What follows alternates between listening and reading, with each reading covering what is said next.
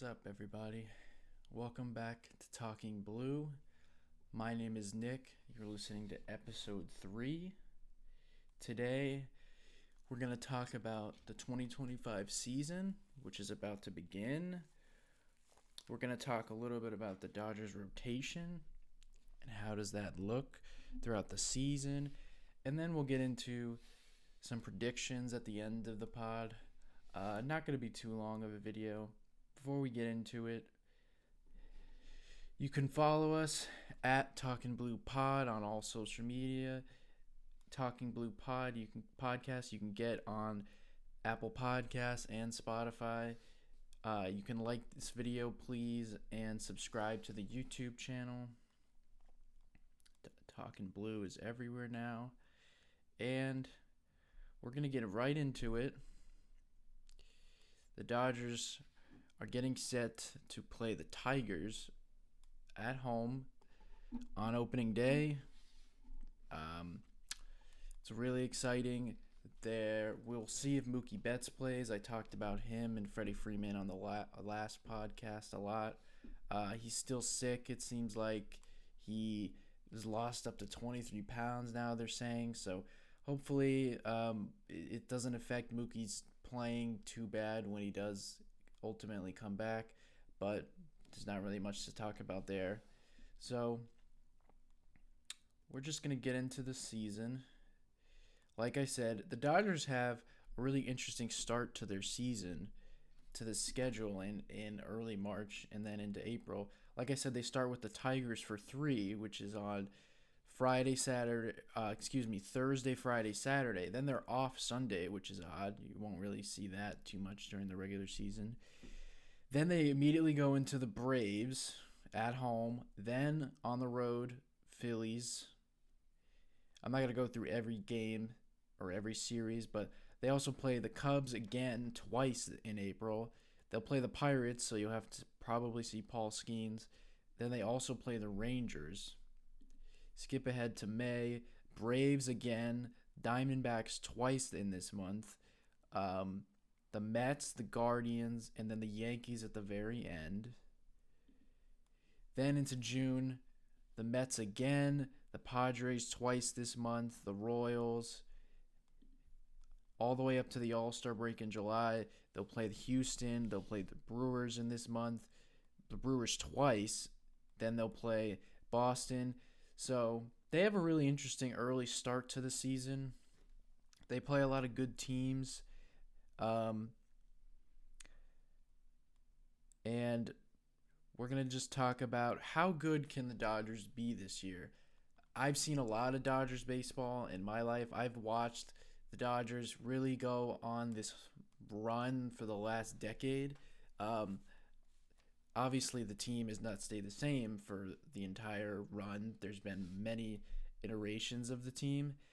But the Dodgers have always had expectations going into seasons, some more or less. Sometimes they've had lesser expectations than previous years. Sometimes the expectations grow. This is a year where they come off winning the World Series and they've added a bunch of players. So there's a lot of talk. Can they break the all-time wins record?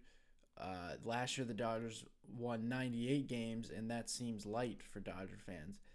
You know, in 2017 the Dodgers won 104 games. In 2019 and 2021 they won 106. In 2022 they won 111. They won 100 in 2023. Last year, I think, was chopped up to a lot more injuries, but it was a different Dodgers season than fans are probably used to.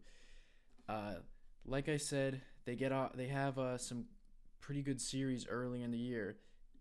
And if you're a Dodgers fan who's watched a lot of seasons like myself, you know that the Dodgers are accustomed to getting off to a decent start the first probably 2 weeks of the season, but by the end of April, when they've played in a couple of cold cities and things like that, the Dodgers tend to be around 500. They usually tend to struggle.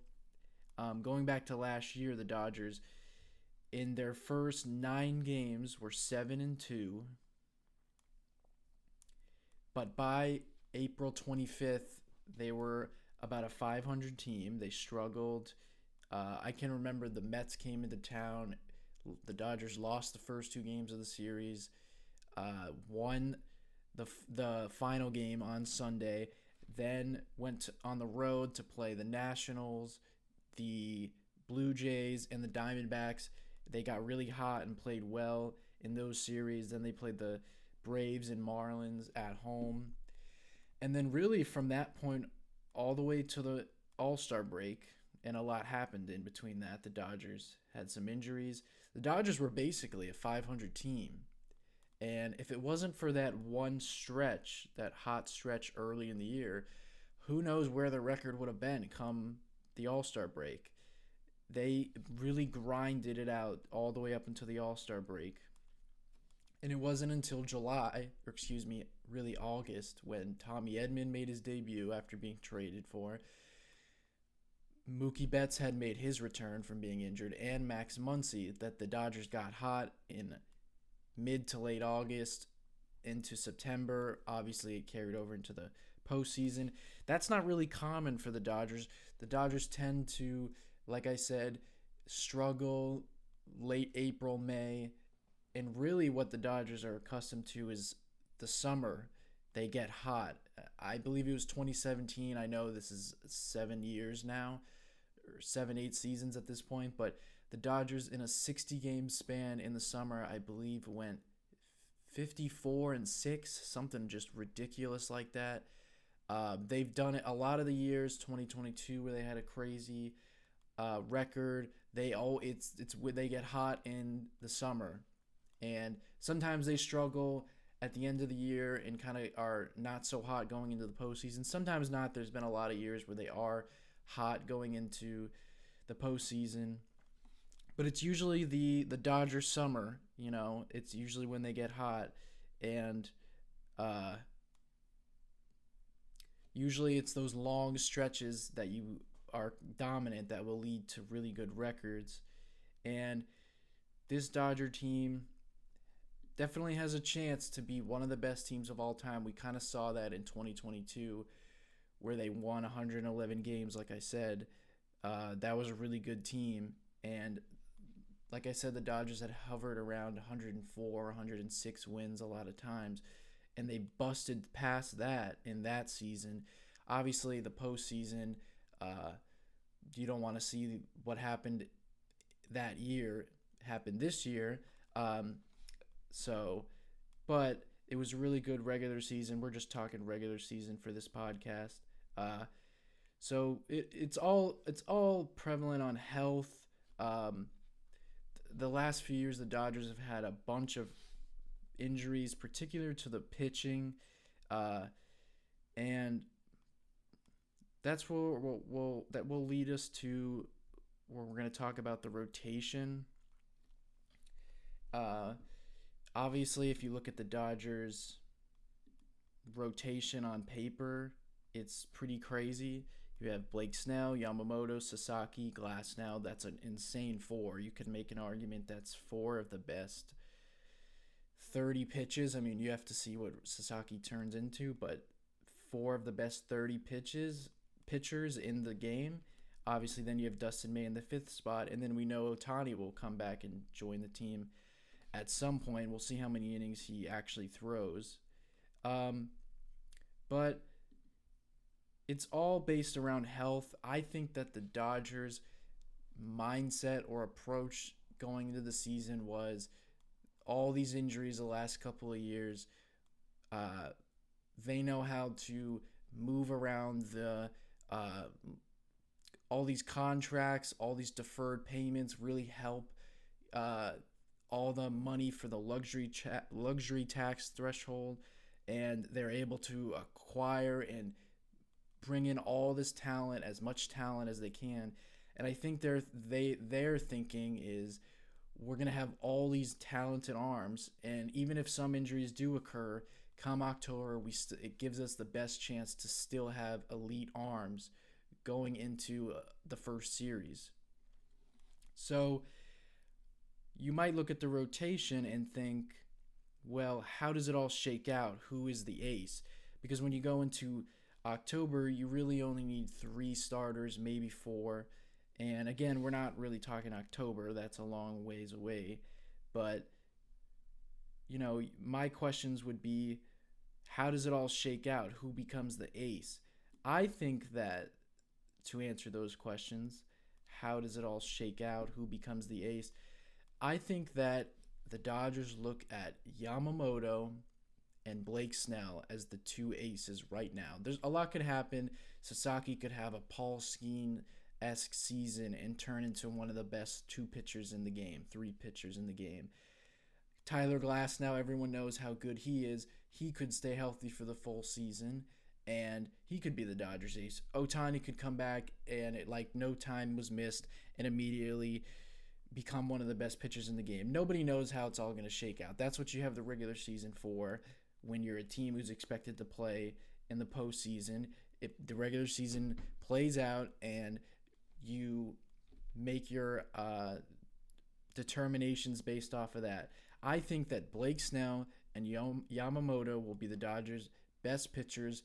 I think Yamamoto will probably be the ace, with Blake Snell being the 2. They're really just co-aces, but I think Yamamoto will have the best season, followed by Blake Snell. Then I think Sasaki will be the 3.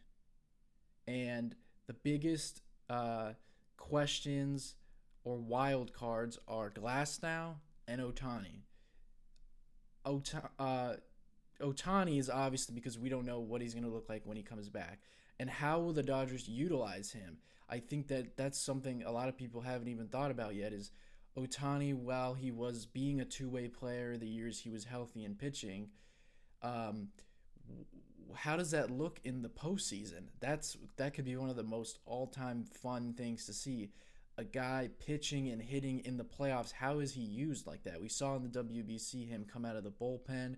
How would the Dodgers use him? How does he look? It's really just until he pitches, we won't know.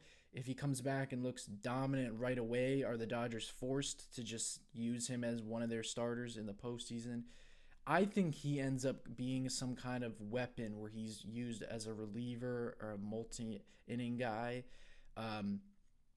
Again, the Dodgers could be forced to use him if they have some injuries, but in this scenario, we're basically saying if the Dodgers rotation is relatively healthy, if Yamamoto is there come October, Snell, Glasnow, and Sasaki, and then you have seen Ohtani pitch, I think Shohei is likely used in some kind of bullpen role, because I think he's going to come back, and I don't think he'll come back and look bad, but I don't know if he'll come back and be dominant right away. So maybe there's a scenario where he doesn't pitch that great in the regular season, and the Dodgers just say, we're not going to use you out of the as a pitcher in the postseason. We'll just look forward to 2026. We're just going to have you hit. It's really interesting to see. I think he'll come back and be pretty good. Who knows how they're going to use him. Then, like I said, really the biggest wild card for, I think, the Dodgers season is Tyler Glasnow. And how does he look? And how does he perform this year? And really just his health. Obviously, the whole team and the whole staff is, it's all based around how healthy everyone is. But Tyler Glasnow has looked good in spring. He just pitched against the Angels. He was sitting 96 in the game. He pitched 5 innings, 73 pitches, and he struck out 9 in those 5 innings. Looked really good. It was a little disappointing, but positive last year. I came into the last year thinking he was the Dodgers ace. All the injury problems were behind him. He would sort of graduate past being this question mark that he had always been, and he would, maybe not pitch over 200 innings, but get to that 160, 170, 180 innings threshold, and he would be looked at one of the best 10 best pitchers in the game, and you could trust him. As soon as he hit his innings limit last year, he got injured, and he will once again go into a season with the question of how will he look, how will he hold up. He is the biggest wild card. If he stays healthy, I think the Dodgers will have one of the greatest rotations of all time, because I think Yamamoto and Snell are going to pitch. They're going to be in Cy Young contention, I think. And if Glasnow is healthy, he's going to. But I think he takes the rotation to another level, where he also takes pressure off Sasaki. And again, the Dodgers have such an insane loaded rotation where any of these guys on another team would be the team's number one or an incredible number two. And in this rotation, like I said, Sasaki, I think, will be like the number 3 in the rotation. That's really good for him, being a young guy who you don't have to ask too much of him or put too much pressure on him.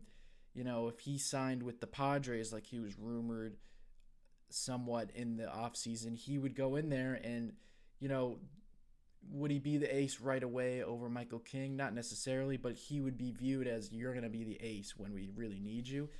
That's not the case with the Dodgers. That's the luxury that they have. So it's all based around health, like I said. The Dodgers have just been it's been really unfortunate. I know that they've made comments on trying to really get into that and dig into why all the injuries are happening, try to change stuff in the minor leagues. I just think in the modern day of baseball, the way that pitchers go about their training and their velocity, trying to chase velocity and spin, it's just pitchers are gonna get hurt, unfortunately. There's not really much you could do about it. I don't think you can go backwards at this point. I think that all the surgeries help in the long run, but when you're just chasing velocity and chasing spin, you're trying to spin sliders and curveballs as hard as you can, that's just going to lead to injuries, unfortunately. Pitchers don't go as long into the games as they should, so it's kind of unfortunate, but it's nothing you could really do. So I think that the Dodgers are going to have one of the greatest rotations ever this year. I think that's going to be the strong suit of this team, the identity of this team. I think it's going to be led by Yamamoto. I don't think he wins the Cy Young necessarily this year, but I think he'll be one of the 3 finishers. I think Blake Snell gets some Cy Young votes. And like I said, Tyler Glasnow is the biggest wild card. If he doesn't even need to pitch, like I said, 200 innings, but if he can throw in the 170 range, I think you're looking at a Dodger team that wins over 100 games easily and has one of the best team ERAs of all time, and you're going to see multiple Dodgers starters in the All-Star game, and that's how I think the Dodgers view it. Like I said, Yamamoto the 1, Blake Snell the 2. I think Sasaki will be the 3. And then, unfortunately, Glasnow and Ohtani are just hard to evaluate.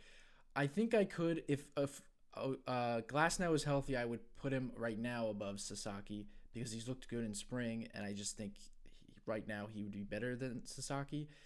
But it's hard to give him the benefit of the doubt with the injuries. He's just never really shown that he could be healthy, throughout a full season. But I think this will be his best season that he's had in his career. That is Tyler Glasnow. So from there, we'll get into a little bit of some predictions really quick. Just some easy ones. I think the Dodgers will win 110 games this year. That's going to be my prediction for the final record. I think they'll have the best record in the game, obviously. Like I said, 2022, they won 111 games. That was a year that they had an incredible offense and a lot of the rotations, like a lot of guys stepped up, like Tony Gonsolin became one of the best pitchers in the game. So I think this is a year that looks like that, where I think that the lineup is going to be really good. It's going to be really consistent from 1 through 9. And I just think that the rotation, as long as they are healthy, is going to be so dominant that it's just going to be so hard to beat the Dodgers. And it's the Dodgers have always shown that they will play well in the regular season and find a way to have a really good record and win a lot of games. I think this is a year like 2022 where that ticks up a little bit and that leads to a crazy record, at the end of the year. So I think 110 wins, that's going to be my prediction. And then I'm going to just give 3 predictions for some players like for the season. The first one is the easiest one. Ohtani's going to win the MVP in 2025. He won the MVP last year as in his first year with the Dodgers as a full-time DH, which is crazy. I think people don't realize or kind of forget that last year was supposed to be someone else's turn to win the MVP. Obviously, it was his first time in the National League, but basically since Ohtani's become a full-time two-way player where he's had no restraints, no inning limits, he's won the MVP in 2021 and then in 2023. The only time he didn't win it was when Aaron Judge broke the home run record. That's what it took for someone to take the MVP away from him. And Judge deserved it that year, no question. But last year was supposed to be a year that someone else won the MVP because Ohtani was just hitting. He wasn't going to be pitching. Obviously, he went 50-50, deservingly so, won the MVP. And he did that in a year where he didn't pitch. This year, he's going to be pitching. It seems like the Dodgers are going to slow play his pitching this year. You would have originally thought, like, May he would come back. Some reports are saying he won't pitch till June. He's kind of shut down the throwing program. He's going to start ramping back up soon. There's no reason to rush him, of course. And it's harder to win the MVP as considering that he's already won it 3 times. It's harder to win more because I do think voter fatigue is a real thing. And that's going to make it challenging for him. If someone like Juan Soto, his first year with the Mets, Francisco Lindor was close last year. If any of those guys have relatively similar years, they could get it over Ohtani. But I just think that everyone's going to fall in love with him all over again once they realize he's pitching again. And that's going to easily give him his 4th MVP, which is really cool because I believe nobody has won more than 3 MVPs except for Barry Bonds. I'm just going to look that up really quick.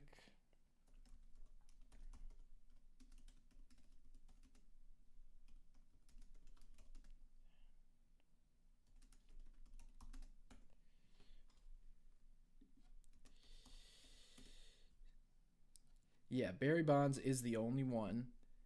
There's been a lot of guys, not a lot, but multiple players that have won 3, like Mike Trout, like Alex Rodriguez, like Shohei Ohtani. Him and Barry Bonds would be the only to win 4 in their career. And I think he's definitely going to win it this year because he's going to have a similar offensive year. Maybe he doesn't hit 50 home runs and steal 50 bases, but if he hits 40 home runs and has an OPS plus, over 155 or something like that, and then he pitches and has an ERA, under 3.5 and strikes out 10 per 9, something like that, and he's gonna win it. It's kind of inevitable, I feel. So that was a pretty easy one. The other one, second prediction, Will Smith is gonna have a new career high in home runs this year. He's gonna pass his career high, which is 25. Will Smith has been one of the best offensive catchers the last few years. Ever since he stepped into the league, he's been one of the best hitting catchers. He's been for a catcher to start his career. He's had one of the best starts to a catcher's career. I said that came out a little weird, but you know what I'm trying to say. He has a career 125 OPS plus as a catcher. You know, hitting expectations for hitting for a catcher is usually not that high. So when you see a catcher that is a pretty good hitter, that's really good, especially considering that he's gotten better defensively the last couple of years. But the last two seasons, Will Smith has been an all-star. He's gotten off to really good starts, especially in 2023. And then in the second half, he falls off mightily, especially last year. He struggled really bad in the second half.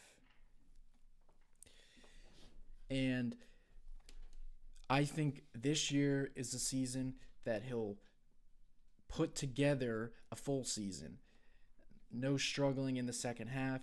And I think he passes the career high in home runs. I think he hits about 27, 28 home runs, which is really good from a catcher.